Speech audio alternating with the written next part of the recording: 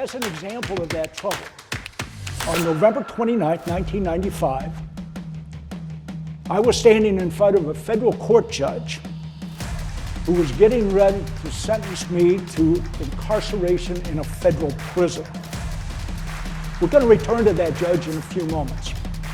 My name is Paul Glover, and the idea that I have that's worth spreading is everyone needs a fool in their life.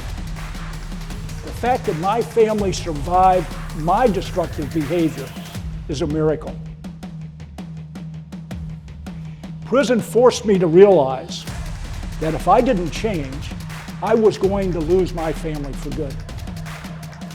But even though I knew I'd committed destructive behavior, I couldn't understand why. What caused me to engage in the behavior that put me in prison, cost me my career, and caused so much pain to those that I love?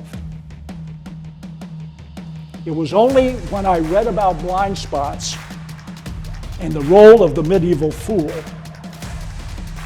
that I began to understand what I needed.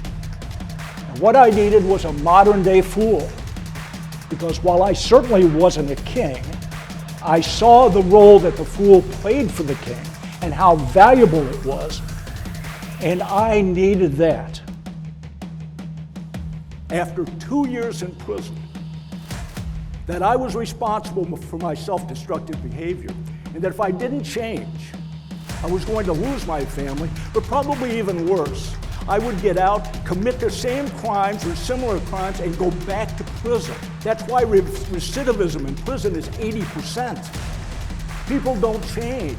They commit the crime, they get out, they go, and they go back to prison because they haven't realized their blind spots. They haven't taken the action necessary to control their actions based on understanding, seeing their blind spots and the triggers. I'd spent decades creating an ego that strongly resisted accepting any responsibility for my toxic self-destructive behavior. Turnover is a business killer. The customer doesn't like it. You have to find people, recruit, you have to train people, then you have to get them up to speed. You have to hope that they're able to be a part of a productive team. The cultural aspect has got to be there. It is extraordinarily difficult.